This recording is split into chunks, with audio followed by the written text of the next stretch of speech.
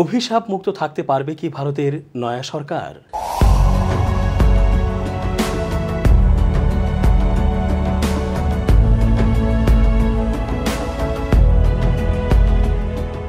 আসসালামু আলাইকুম সুপ্রিয় দর্শক, ভালো আছেন তো? এস জে রতন আছি আজকের পুরো আলোচনায়। চেঞ্জ টিভির আন্তর্জাতিক চোখ অনুষ্ঠানের আজকের আয়োজনের পুরোটা দেখার আমন্ত্রণ। এই তো গত হওয়া নরেন্দ্র মোদীর একচেটিয়া সরকার ছিল পূর্ণ অভিশাপে জর্জরিত। সেখানে সরকারের মদদে ঘোষণা দিয়েই হত্যাযজ্ঞ চালানো হয়েছে সংখ্যালঘুদের ওপর। মানবাধিকার বলতে কিছুই অবশিষ্ট ছিল না।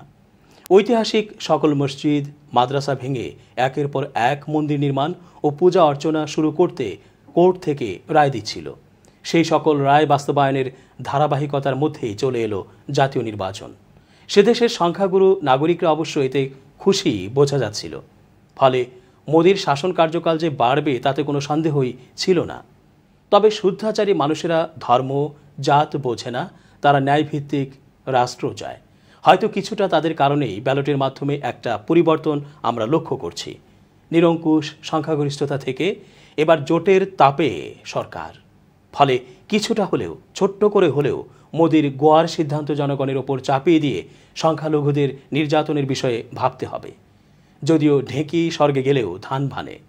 মুসলমানদের ওপরে ভারতের রাষ্ট্রীয় খড়গ চালানো কখনো থামবে না। বিশ্লেষকরা বলছেন, গুজরাটের মুখ্যমন্ত্রী বা ভারতের প্রধানমন্ত্রী যখন যে পদেই থাকুন, মোদি একক সংখ্যাগরিষ্ঠতা নিশ্চিত করেই ক্ষমতায় ছিলেন এবং এক দশক ধরে দেশটির রাজনীতিতে প্রভাব বিস্তার করে রেখেছেন। ভারতের লোকসভা নির্বাচন যেমনটি ভাবা হয়েছিল তেমন এক পেশে হয়নি, বরং অনেক প্রতিদ্বন্দ্বিতাপূর্ণ হয়েছে।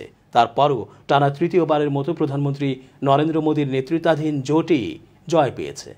জোট হিসেবে এনডিএ সরকার গঠনের জন্য প্রয়োজনীয় 272টির চেয়ে বেশি আসন পেলেও মোদীর ভারতীয় জনতা পার্টি বিজেপি আর আগের দুইবারের মতো 2014, 2019-এর মতো একক সংখ্যাগরিষ্ঠতা পায়নি।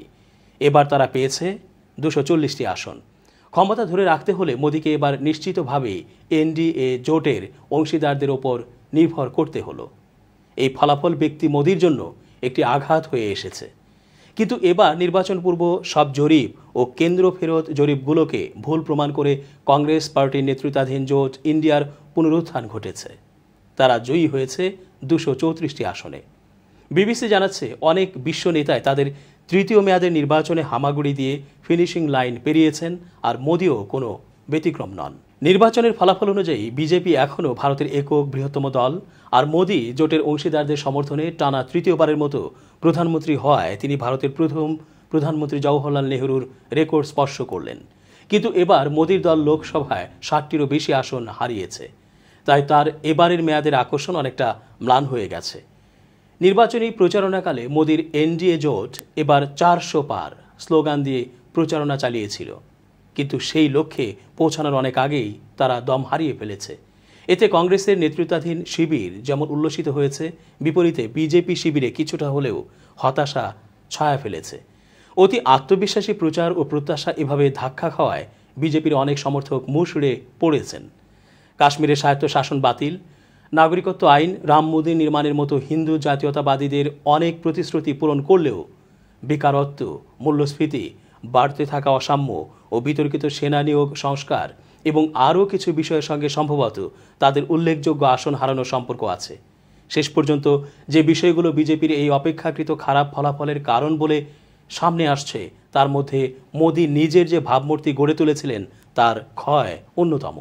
বিভিন্ন নিয়মিত অনুষ্ঠানকে রঙিন চশমা পরিয়ে ও সেগুলো নিয়ে সামাজিক মাধ্যমে চতুর বার্তা ছড়িয়ে নিজের ব্র্যান্ডিং দক্ষতার পরিচয় দিয়েছিলেন মোদি।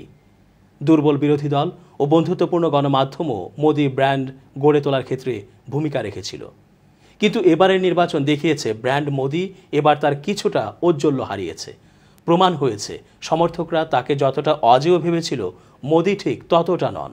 মোদির শাসনে ব্যক্তি স্বাধীনতার সংকোচন, বিভিন্ন বিরোধী দলের নেতাদের কারাগারে পাঠানো, সংখ্যালঘুদের মধ্যে হিন্দু জাতীয়তাবাদীদের একদলীয় শাসনের আতঙ্ক, দরিদ্রদের মধ্যে বঞ্চনার অনুভূতি মোদির জনপ্রিয়তার হ্রাসে ভূমিকা রেখেছে বলে ধারণা করা হচ্ছে। ভারতের 140 কোটি জনসংখ্যার 2/5 বয়স 25 বছরের নিচে। তরুণ এসব ভোটাররা বেকারত্বের মতো কারণগুলোতে বিজেপি থেকে সরে যাচ্ছে বলে মনে করা হচ্ছে। মূল্যস্ফীতি মধ্যবিত্তদেরও ভোগাচ্ছে। এর পাশাপাশি ভারতের বৃহত্তম সংখ্যালঘু মুসলিমদের কোণঠাসা করে দেওয়ার জন্য মোদি সমালোচিত হয়েছেন। সব মিলিয়ে বিজেপি এবার যে ফলাফল করেছে তাতে মোদিকে সামনের দিনগুলোতে অনেক হিসাব করে চলতে হবে, এটি পরিষ্কার হয়ে গেছে। কিন্তু টানা একচেটিয়া ক্ষমতা ভোগ করা মোদি অমিত শাহ জুটি নতুন এই পরিস্থিতির সঙ্গে কতটা খাপ খাওয়াতে পারবেন তাই এখন দেখার বিষয়। নির্বাচনের আগের বেশিরভাগ জরিপ অনুযায়ী বিরোধীদের জন্য শোক বার্তা লেখা হয়ে গিয়েছিল। জরিপ অনুসারে ভারতের নির্বাচনের ফলাফল নির্ধারিত হয়ে গিয়েছিল আগেই। প্রধানমন্ত্রী নরেন্দ্র মোদীর হিন্দু জাতীয়তাবাদী জোট নিরঙ্কুশ সংখ্যাগরিষ্ঠতা অর্জন করবে বলে মনে করা হয়েছিল। তাতে বিনা বাধায় আইন ও সংবিধানের আমূল পরিবর্তন আনার ক্ষমতা পেয়ে যেত এই জোট। মোদীর সমালোচক এবং বিরোধীদের মতে ভারত কার্যত একটি একদলীয় রাষ্ট্রে পরিণত হওয়ার পথে দ্রুত অগ্রসর হচ্ছিল। তবে 2016 সালের ট্রাম্পের বিজয় এবং ব্রেক্সিট সহ সাম্প্রতিক বছরগুলোতে অগণিত বিপর্যয় দেখিয়েছে।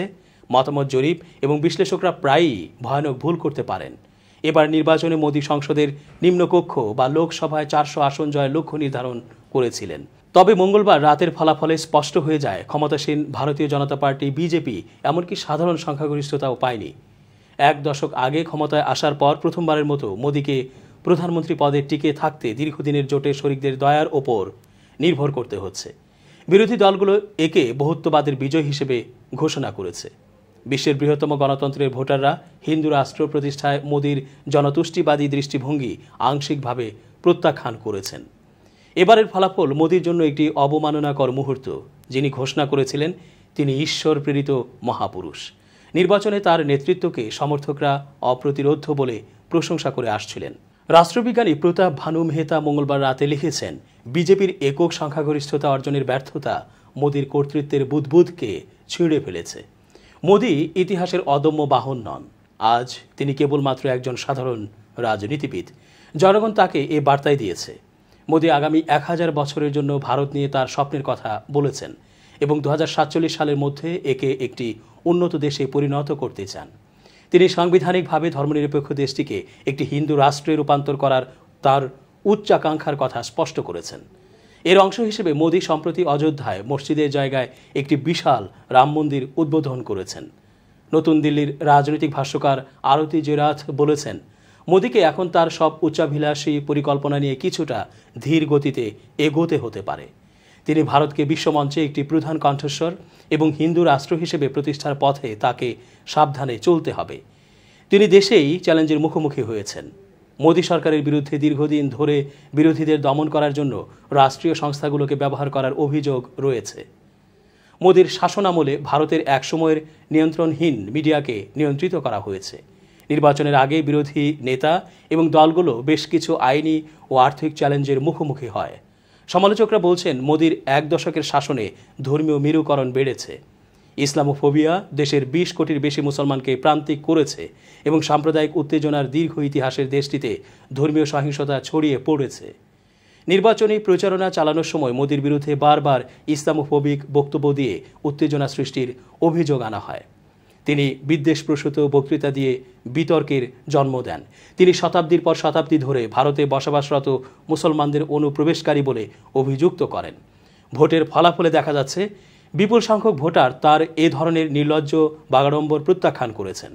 রাষ্ট্রবিজ্ঞানী প্রতাপ ভানু মেহতা বলেন, জনমত জরিপ সঠিক হলে ভারত বিজেপির অনিয়ন্ত্রিত আধিপত্যের দিকে এগিয়ে যেত। এটা এমন একটা আধিপত্য যা সমস্ত রাজনীতির সম্ভাবনা শেষ করে দেয়, সব প্রতিপক্ষকে গ্রাস করে এবং সুশীল সমাজকে তাদের অনুগত বানানোর হুমকি দিয়েছে। ভারতে এখন আবার তীব্র প্রতিযোগিতামূলক রাজনৈতিক ব্যবস্থা ফিরে এসেছে।